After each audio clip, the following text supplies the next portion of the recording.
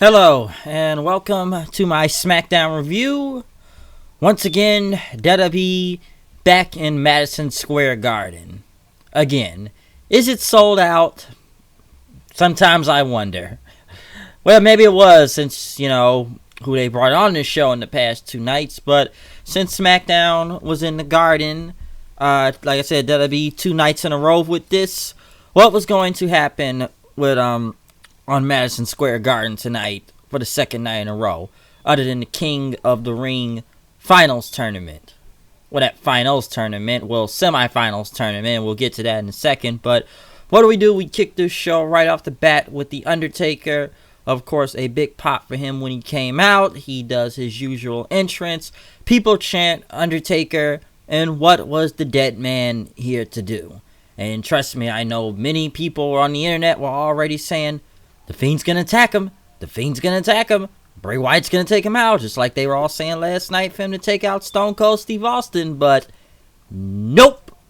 Not going to happen. Never really saw it coming anyway, to be honest. Then again, I've seen enough Bray Wyatt versus Undertaker in the past. But nope. Not going to happen.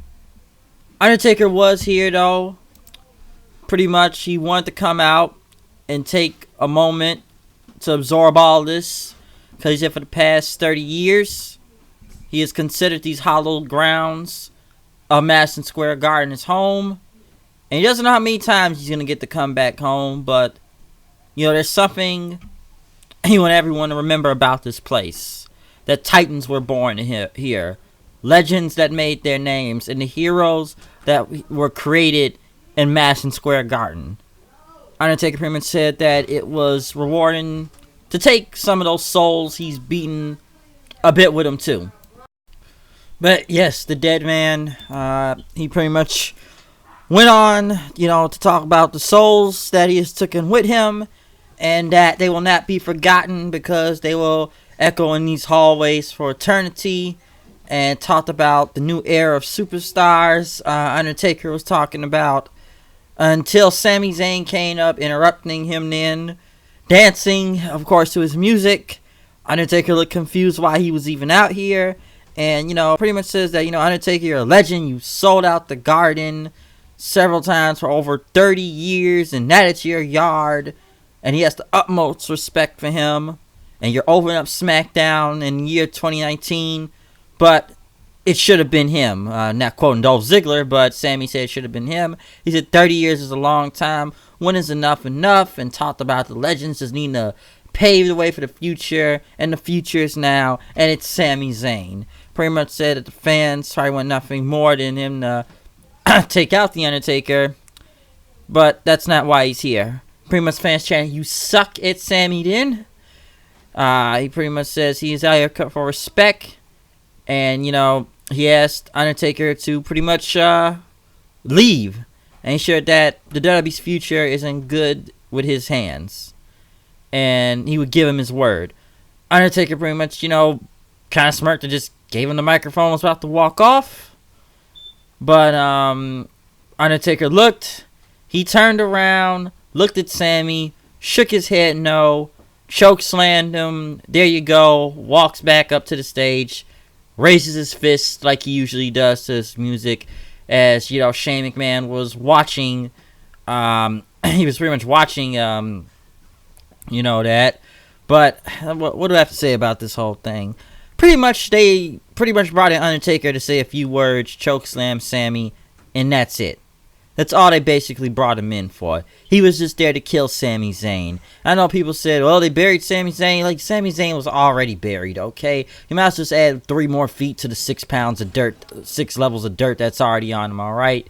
So, he's like, 12 feet under right now, if you want to go off of that. But, listen, this is nothing surprising. It's Sami Zayn. And I'm sure people say, why did they send him out there? And I already hear, they should have sent Bray Wyatt out there. But like I said, I never really thought Bray Wyatt was really going to attack Undertaker to begin with. So, hey, let's just send Sammy out to get killed by the dead man.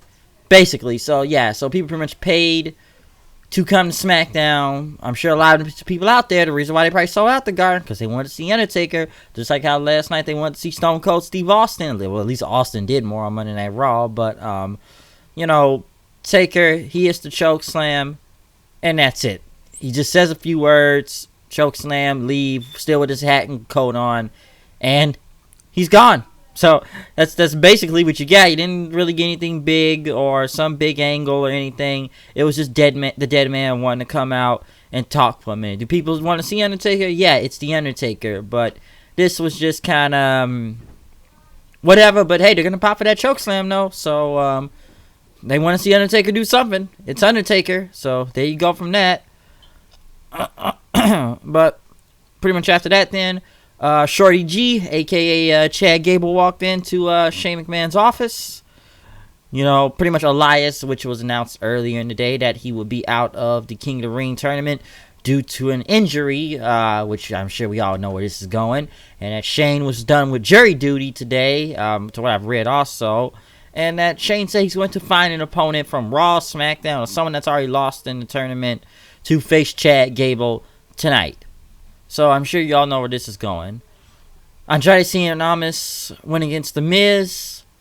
Shinsuke Nakamura was on commentary. I'm sure nobody really understood what he said because most everything he was talking was in Japanese. So I don't know what he said on commentary. Maybe somebody will translate it. But this match was okay. I'm sure people are already going to be pissed at why is Almas losing to The Miz. Pretty much like I said last Monday, why is Cesaro losing to The Miz also? But remember, he is going for the title, so we have to make The Miz look somewhat semi-strong. Okay, we got to make him look good one way or another. So they gotta make Miz look credible, even if it's off someone that's better than him, off of someone else's expense. But it was okay, but it wasn't the best thing to see. Pretty much Miz, which by the way they kind of messed up that that double moonsault thing he does, Almas, because he did the moonsault. And I think Miz was just supposed to catch him and hit the Skull Crusher finale, but he kind of fell back, kind of losing his balance and botched it. But he still hit the Skull Crusher finale for the win. Pretty much after Nakamura pretty much came in and hit him with a Kinshasa and held up the Intercontinental title. So that was that. Shane McMahon, pretty much talking to Gable, says, I found your opponent, which is me. Listen, I am not surprised by this in one bit. I said this many weeks ago. Do not be surprised if Shane McMahon somehow, some way, finds himself putting him in this tournament. Okay, some people say it's almost reminiscent of the Best in the World thing when he was just there kind of at the last minute. But I just kind of knew that with Elias being in this tournament, some form, shape, or way, Shane McMahon was going to be involved in this match or in the finals or something, semifinals going into this. Now, if Shane McMahon won the whole thing, I probably would have laughed. And, just because I'm sure a lot of people were pissed off because somebody was telling me they were surprised they did it and everyone's worst nightmares came true. Like I said, I saw this coming like 2-3 weeks ago.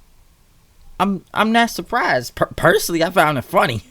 To be honest, I just found it very funny that people, and I knew people were going to get mad on the internet and pretty much, say, oh, Shane McMahon's in the tournament, oh, God help us all, or, whatever, my God, he's going to be Chad Gable, they're going to make this look stupid, so, it's funny to me, it's just really funny, but, I just like how everyone's getting mad, that's what makes me laugh about it, but, yeah, I'm not really surprised Shane McMahon was going to be in this tournament, okay, I kind of saw this coming.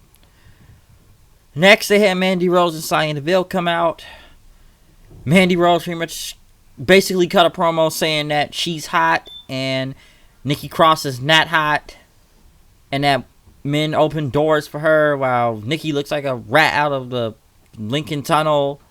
Bliss ended up coming out and it was a match between Nikki Cross and Mandy Rose. Nikki Cross won, pretty much avoiding Mandy's V-trigger and rolling up for the win. Listen, dude, I've said this before. Kill the tag belts. Just kill them. What is this feud about? It wasn't even though it was even for the titles. All it was Mandy Rose saying, hey, I'm hot. I'm hotter than you. That's basically what it is. I'm hotter than you. And I'm sure people are going to say that. Personally, goes either way. I'm sure a lot of people will say, well, Mandy Rose is hot or whatever. But, dude, what is this the base of the feud? Is this even over the tag belts? Is it? Like, well, what is this about? Because this promo was kind of meh. So I said, so this feud now is about that Mandy Rose is hotter than Nikki Cross. Okay, I don't know where that really is going, but it's not really that interesting of a take to be invested in this feud. I can tell you that right now in this whole tag team thing. Like, like I said, personally, I'm sure anybody, you probably bang both of them. Okay? And however you want to judge that on that. But yeah, just kill the tag belts. Kill the tag belts. But yeah, just kill the tag belts. I could really give two shits about this, okay? I don't even know. Personally, if they put the belts on Rose and Deville, I probably wouldn't have no problem with it, because at least they are a legit team. But I just don't even know who they even have as a team on these shows anymore, Raw or SmackDown, to be honest. And at this point, I just don't care. I know some people are going to disagree with me on killing the tag belts, but at this point in the game, I just said just kill the belts. I said kill them right now when these two got it, but is this really going anywhere? Is this how we're setting up these feuds now of, hey, she's hot, she's not? I don't know. Look like the crowd didn't even care too when Mandy Rose was cutting a promo. It's just a flat reaction out there. So What do you want me to say about this? This is all I can really take from this, okay? So, boom, there you go. Next, Ember Moon was talking to Bayley in the back. Excuse me. Talked about the whole chair shots on, Becky last week because of Sasha's influence. Bayley pretty much says, I'm trying to maintain the division. I'm doing this for SmackDown. But Ember said, you should be better than that. And you can save all, your anger when you're going against me tonight. Because you used to be something. But you just need to pretty much say that you've just been irrelevant ever since you've been champion. But it's going to be a match between Bayley and Ember Moon tonight. Heavy Machinery went against some jobbers. Alex Keaton and Johnny Silver. They just beat some jobbers. At least they were over, I'll say that. They got a good crowd reaction. And they did the crowd was kind of with them, Otis when he did the Caterpillar for the win. So at least they did like it. But yeah, the Heavy Machinery did just beat some job guys. Kevin Owens was pretty much talking to Shane McMahon in the back then. Shane says, I've been thinking about that $100,000 fine. And you know what? I'm going to reconsider. Owens says, what's the catch to all this? Okay? What do I got to do? And he says, catch? Well, you do have a job. Referee shirt. So, you're the best in the world, and King is going to be important to him. You do your job correctly, that fine will go away. So, there you go. Next, Eric Rowan came out. Now, I have mixed opinions on this whole Eric Rowan thing, even this promo, because when you start talking, he got the what chance, because he pretty much says that people don't get him. He's tired of being controlled. He says he's his own man. He wants to look deep inside his eyes, saying he's a mastermind and a schemer behind all this whole attacking Roman thing, and that he brutalizes people and stuff, and they kept giving him what chance. Pretty much Roman came out then. Immediately, they hit him with a Superman punch. Roman falls out to the floor. They pretty much start going to the crowd, brawling with each other. Reigns hit him with more Superman punches then outside. Well, back into the crowd. Next, Roman grabbed a fan, most likely some indie wrestler, someone from the Performance Center. I'm sure a lot of people saying looked like Tommaso Ciampa. Throws him into Roman and multiple security guards and agents. Pretty much then after that, they start trying to hold Roman back. They start holding back. They pretty much start brawling in. Rowan pretty much runs across the ring and does a crossbody, knocking everybody down. He started to drag Roman up the stage, but Reigns hit him with another Superman punch up the stage. They pretty much start brawling up there. Next, Rowan grabbed the camera that's, attached to a crane. I don't know if it's like a hard cam or anything, but he pretty much threw the camera into Roman and all of them. knocking him and security guards down as, multiple agents just started holding Roman back. So, listen, am I really excited to see this match between Rowan and Roman? Because, they show Roman just kind of mumbling, saying Roman to himself several times. Judging by this, Roman is going to win because he did get some chance after that. But did it really explain anything other than Rowan just saying, I'm a mastermind. No one can control me. I've done it all. You can't stop me and everything. I know all of it. It's not much. Now, just look at this match in general. It just almost looked like Roman's going to win regardless. So, this looks like a match. Why is he even on a pay-per-view? And I guess they want to make Rowan into some... I'm not saying he's even a top guy, but I guess they want to make him into something here. But it's really hard to take this seriously. And I just sat there saying... Why is this a pay-per-view match? Because a lot of people are really right now thinking, I'm going to go to the bathroom during Roman versus Rowan because I just don't care. And I'm sure a lot of people thinking that right now. Now, can this go somewhere? Maybe. I don't know. But yeah, I'm not really sure how you can take this whole thing. But now it's a no disqualification match, so they gotta make it look interesting. Because if it was a regular match, people probably would have turned on this match instantly, and I'm gonna assume they're gonna chant other stuff during and maybe hijack it. But I guess make it a no DQ just so both of these guys can brawl with each other in and out the ring. Because you put this in a regular match, it's not gonna do well. Am I really interested in this match in general for this card this Sunday? Not really. Because I'm so confused about this whole story that I just stopped caring a long time ago. Like, oh, Bryan did it. Oh, no, Roman. It was Rowan. He was the one that pushed the crates down. But who drove the forklift? Or they reshot the footage? Or fake Rowans from the 99-cent store they brought in? I don't know. I'm way past this thing now. So, I'm not even sure where they're going to go from that at this point. But the brawl was okay, though. I will say that. And the crowd was into it. So... yeah, especially with the fan throwing and the camera being thrown too. So at least it was something. Next though, Bayley versus Ember Moon. Charlotte was on commentary. It's not much to say from this match, other than...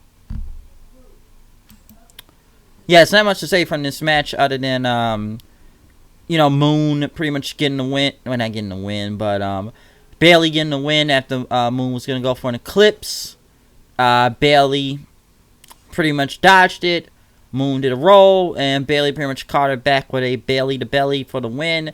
As for the crowd reaction for Bayley this time, they are very indifferent, almost like they were last night. But yeah, I don't know, maybe this is indifferent because they don't know whether to take her as a heel or a face or wherever this is going with Bayley right now, since she's a heel, but she still has face quality, I guess. But I guess it's a tweener if you want to look at it with Bayley. But then again, if Bayley turned heel, is Charlotte the face in this now? You don't really even know who is the face or heel in this. That's why I called both of them heels last night in my Raw review. But it's almost like, okay, do we look at Charlotte as a face now, or do we look at Bayley as the heel? Where do we look at it with these two? I don't know. All I know is that they just pretty much had a stare down right after that, and Bayley just held up her title, and that was it. But it's almost really hard who to root for because the crowd's very indifferent on this. Next though, Kofi Kingston came out. Pretty much Madison Square Garden, where he was 10 years ago. Well, in November when he did that boom drop. I remember that episode very well. Probably had to be 14, 15 at the time when I saw it. Because somebody said, where were you 10 years ago when you saw it? I remember watching it very well. Very well. I remember that episode of Raw. Very well in the Garden. And that was one of the big moments of the night. But Kofi said it was good being back in the World's Greatest Arena as he came out. Big pop for Kofi. People chant his name. Probably one of the most overrated people on this show than Undertaker. But he said this building's always going to feel special to him in his heart. That's when he decided to step up to prove where he belonged. Talk about he beat the crap out of Orton in and out the ring. And how he did that boom drop on the table out there. Kofi pretty much said that the entire garden was chanting his name at the time. But now he is back in Madison Square Garden. And, now he's the WWE champion. And he mentioned some of the little booties out there, pretty much like the kids, I guess. He called them booties, though, for some reason. He got the wrong type of name calling that. But, some of y'all may be too young to remember when that happened, when that footage, dropped, which they did show, by the way. And pretty much just a small taste of what he's going to do to Randy Orton this Sunday at Clash of Champions. But before he did his, baby, WWE, Orton pretty much started saying that Kofi is stupid several times. And yeah, you won the one title one time and did something 10 years ago. That's your list. Orton pretty much says, I've been the world champion 7 times. I swear he's been champion more. I guess we're kind of world heavyweight title then. But I saw Orton is like, what, a 11-time champion last time I checked? Well, I probably had that wrong. But he says he's won the Royal Rumble twice and a Money in the Bank winner. But none of that matters because he's going to take the WWE Championship back from Kofi Kingston this Sunday. And that, listen, you're pretending to be something which you're not, other than having a fake Jamaican accent and dreadlocks or the power of positivity bullshit. So, surprisingly, he got to say that on TV, even though they bleeped it out. But I did see the clip someone posted online, and yeah, he did say that. So, yeah, Orton used the bullshit line out there. So, using the bullshit line out there. So, the crowd was with it, but pretty much Kofi took off his jacket. He went into the crowd, and next thing you know, Orton started hitting him with a chair, but Kofi had recovered and got the chair back on him. There was one real botch spot when Kofi was laying on the table, and Orton hit him with a chair on it, and then the table broke. So Kofi had to get another table, and he still hit Orton with the chair several times, set him up on the table, and pretty much did like he did 10 years ago, and did the boom drop from a high ledge onto the table to the bottom. So a lot of people look at this as a symbolic victory, almost full circle with him doing that boom drop off the table. But with him standing tall out here, and this is probably a really good segment tonight, by the way, but with him standing tall tonight and getting the upper hand over Orton, that now questions you, is Kofi Kingston going to lose the WWE Championship this Sunday? Because it's kind of looking like that now, since since Kofi has the upper hand before the go home show tonight. So could they be taking the belt off of Kofi this Sunday? A lot of people saying that, and I'm not really sure, but kind of judging what I've seen right here, possibly, maybe. I'm not sure, but yeah, Kofi, he got the upper hand, so we'll see if Kofi does retain. But just kind of look at the signs right now. It's kind of maybe pointing towards Orton since Kofi got the upper hand tonight. Next, Chad Gable came out, but pretty much then after that, Shane McMahon came. He did his best in the world thing, which is always great to hear. I find it hilarious. Shane McMahon came out to go against, Shorty G right there, as they call him. Pretty much, Shane started mocking Chad Gable, getting on his knees, trying to fight him. But pretty much Gable grabbed him, hit him with a big German suplex, or that Chaos Theory one. Pretty much Owens did a fast count. Fans popped big time for Gable when he won the match, because fans did not want to see Shane win. But Shane says, no. This is now a 2 out of 3 falls match. Fans started calling Shane an asshole then after that. And pretty much Shane started taking Gable's head and knocking him into the announce table several times, but they came back on the air. I heard there was other chants during the commercial, of course, CM Punk chants, or you can't wrestle chants, or bullshit chants, or whatever. Listen, the match itself was passable, I will say. It wasn't bad or anything, because, Shane, he kept trying to take down Gable. Even, at one point, Gable did get the moonsault, but Owens had to do a very slow count. Owens tried to fast count for Shane, but it did not work. Gable kicked out Shane and got a chair, but Owens says no chair. Shane pretty much gave Owens the chair so, he could walk away with it. He was going to kick Gable in the nuts, but Gable grabbed him. He hit him in the ankle lock, locked him in, tapped out. He tapped out, so Gable does get to move on to finals of the King of the Ring, which will be on Monday Night Raw against Baron Corbin and that on the pay-per-view. I thought it was going to be at the pay-per-view, but it's apparently going to happen on Raw, so the more short jokes are going to assume to continue. Pretty much after that, Owens told Shane, he said, listen, I did everything he said. I did what I could, okay? Shane pretty much attacked Owens then after that and says, you're fired. And before, if you listen real closely before they went off the air, you could hear fans clearly chant chant AEW. Okay, you can clearly hear that, like, right at the end of the show before they went off the air. There were AEW chants when Shane was beating up Kevin Owens. Listen, other than that, I'm not really surprised what happened here. I figured Gable was going to win one way or another. Shane did what he could to get heat on himself by doing a 2 out of 3 falls match and antagonizing the crowd to piss them off. So that did work. Listen, I'm sure people probably would have lost all their minds or start jumping out windows if Shane McMahon won this match to go against Baron Corbin in the finals of the King of the Ring and be another heel versus heel match other than Elias. But Gable's most likely going to win this, so at least he's getting something. Hey, you got the main event match in Square Garden tonight, so that's good on him. But do I think he's going to win the King of the Ring tournament? I'm sure looking at people out there, look at him as their only hope, or, Corbin's going to win it since they pushed that guy up the moon. But I said this for, like I said many weeks ago, do not be surprised if Baron Corbin wins this whole freaking tournament, okay? Do not be surprised. I'm not surprised he's even made it this far, okay? I got what I said last week. Right to what I said about Monday Night Raw yesterday. Watch Samoa Joe take the pinfall. Just watch. And I was right.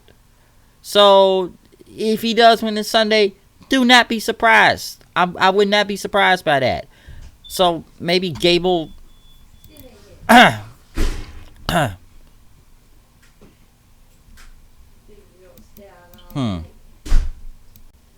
could get something from this, though, so...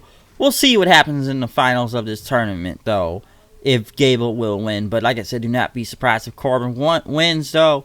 As for the Shane McMahon and Kevin Owens thing, what's the next pay-per-view after this? Hell in a Cell match. Happened not that long ago, probably about 2 years ago it happened when they had Hell in a Cell match. So, it'd probably be for some things like, I don't know, they'll probably put Owens' job on the line, saying like, if you don't win this match, you're fired. So, the Shane and Kevin Owens thing continues. I am sure people do not want to see that match in general, or they're just sick of this feud in general because it's gone on way too long since after SummerSlam. But, yeah, I would not be surprised if they announce next week, I'm going to face you Hell in a Cell, and your job is on the line, so there you go on that. But other than that, Smackdown, it had its ups and downs to where it was good and bad. I enjoyed the Kofi segment. Yeah, the Gable and Shane thing wasn't that bad. It did kind of hype the crowd up big for Gable to win, so Gable won from there.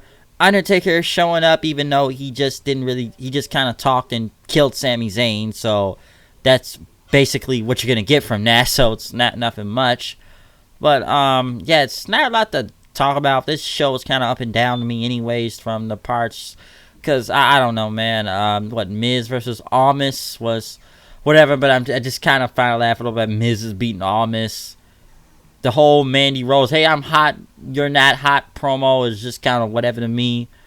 What else?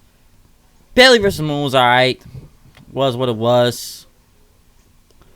I'm trying to see what else happened on this show.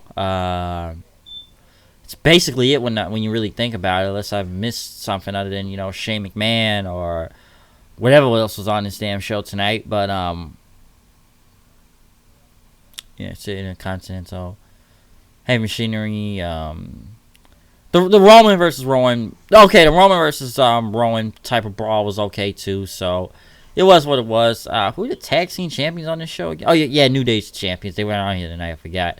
But, yeah, that's basically what you get from SmackDown tonight. So, it's a couple ups and downs from there, but it was okay. But, yeah, once again, they were back in the Garden 2 nights in a row, folks. Did they sell out this arena? I don't know. WWE lies about the numbers a lot. But, we'll see from that. But other than that, comment, subscribe. Tell me what you think about this show. I'm out of here. Check out past reviews or anything up that is posted up right now, especially my Monday Night Raw review from last night. But other than that, comment, subscribe, follow me on Twitter at HoodedKnight890. It's me, HWD, coming news reviews. Know I am, know what I do. Going down, and now we are done with this review of Smackdown. Meet your maker, bury you like an Undertaker. So see you later, and peace out.